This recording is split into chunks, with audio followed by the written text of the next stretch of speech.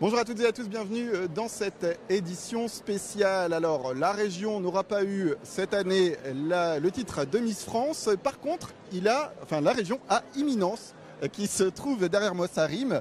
Mais en tout cas, c'est l'égérie ici du Salon de l'Agriculture. C'est la Bleu Nord. Et pour en parler, nous sommes avec son propriétaire, celui qui la chérit toute l'année. Bonjour à vous, Gilles Druet. Bonjour. Alors, vous êtes de Saint-Aubin à côté de Maubeuge et on va parler un petit peu de cette égérie Imminence qui est avec nous. Voilà, comment elle a été sélectionnée pour cette édition?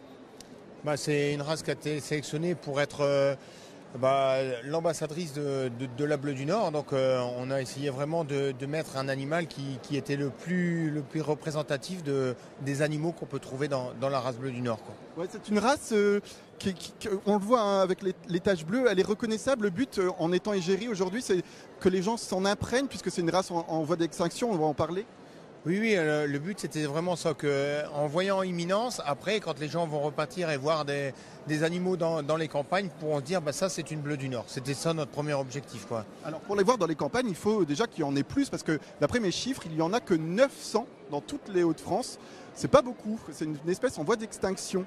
Ah oui, c'est sûr qu'elle est soutenue par un programme de races menacées, justement, parce que je peux même vous donner un autre chiffre, on n'a que 570 animaux qui sont vraiment inscrits au contrôle de performance, quoi, ce qui est vraiment très très peu par rapport à la Primaustienne qui est par exemple à près de 2 millions d'animaux, quoi. Donc c'est énorme, quoi, la différence. Alors justement, c'est ça qui est important, c'est que grâce à votre exploitation notamment et d'autres qui choisissent cette Bleu du Nord, c'est qu'on peut voir un petit peu cette race, ses courbes, mais aussi ses propriétés. Alors c'est une vache qui est ni trop laitière, ni trop viande. Qu'est-ce qui la caractérise, cette Miss?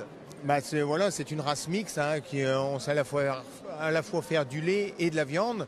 Et donc après, ses caractéristiques, c'est que c'est quand même une vache qui est hyper bien adaptée pour les systèmes de bio, notamment les systèmes bio souvent à base de pâturage, de prés, d'herbage.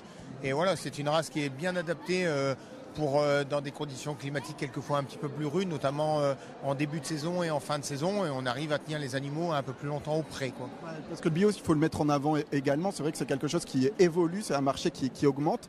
Et donc cette Bleu du Nord, si je comprends bien, elle est plus adaptée à aller dehors, elle va passer beaucoup de temps dehors, c'est ça?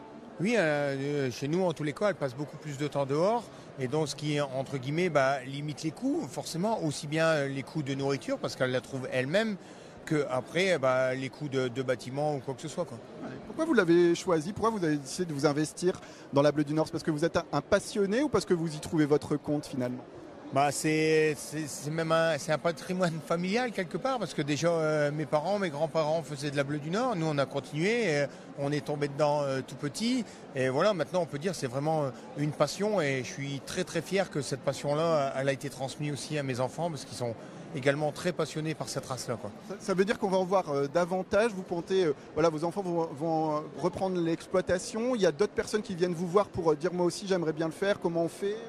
Oui, on a quelques personnes qui viennent nous voir, qui ont des projets de s'installer ou de faire de la diversification, et ils veulent mettre en avant un patrimoine local, et voilà, forcément la Bleu du Nord, c'est ça, quoi. Alors, on va parler du caractère d'Imminence. Ça va, c'est une vache qui a l'air peu farouche. Elle est même tranquille, hein. Elle a l'air bien ici au Salon de l'Agriculture. Ah oui, c'est une vache qui est tranquille, et moi, son caractère, je dis toujours, elle est très curieuse, quoi. Donc voilà, et là, ça la perturbe pas plus que ça d'avoir autant de monde autour d'elle, quoi. Ouais, parce alors, on va peut-être montrer un petit peu toutes les personnes qui la photographient. C'est vrai que c'est une véritable star. Si elle pouvait, elle signerait des autographes, j'imagine en tout cas. Vous l'avez connue quand? Vous l'avez vue bébé? Comment elle est née quand? Elle est née sur l'exploitation, hein. Elle est née le 27 novembre donc 2013. Voilà, sa mère s'appelle Feuille, son père s'appelle Figaro, et voilà, ils nous ont donné cette vache-là. Et là, pour vous dire, elle nous a refait là une troisième fille là au mois de novembre également, qui s'appelle Olivia et qui est toute blanche là. Et alors, une autre question, parce que c'est vrai qu'ici au Salon de l'Agriculture, on voit énormément de vaches. Qu'est-ce qui se dit quand les personnes viennent voir la vache? Est-ce qu'ils voient en tout cas ce bleuté qu'on peut apercevoir? Est-ce que c'est quelque chose qui saute aux yeux ou pas forcément? Ah si, à chaque fois on a les compliments qu'elle est belle, qu'elle est très belle, et voilà. Oui, J'aime bien après mettre en avant sa tête parce qu'elle est vraiment caractéristique de la bleue du Nord, quoi. Elle a vraiment un poil mélangé de blanc et noir qui donne cet aspect gris et en plus ça rappelle un peu nous la pierre bleue qu'on a dans notre secteur, quoi. Ouais. Quels sont les autres types de vaches qui ressemblent peut-être à la bleue du Nord et qu'on voit peut-être un peu plus? Il y en a ou c'est vraiment un cas unique? Ah non, cette robe-là, on pourrait dire qu'il y a la blanc-bleu qui également a les mêmes robes, parce qu'à l'origine, c'était la même race, et puis après, il y a eu une sélection qui a été poussée et orientée vers la viande, et aujourd'hui, maintenant, c'est deux races totalement différentes, mais il y a de grosses similitudes pour la robe entre ces deux races-là, quoi. Ouais. Alors justement, on va parler peut-être de cette race avec le salon d'agriculture, ça met vraiment un coup de projecteur. Qu'est-ce que ça vous a apporté, le fait d'être avec Imminence, l'égérie de ce salon? Apporter, en tous les cas, c'est une grande fierté pour nous. Pour moi, je suis très fier pour mes enfants et pour tous les éleveurs, les 25 éleveurs qui élèvent cette race-là. Après, ce qui va me rapporter, on verra après le salon les retombées qu'on va pouvoir en avoir. Est-ce qu'on va avoir des retombées même économiques? Est-ce qu'on va pouvoir vendre un petit peu de génétique?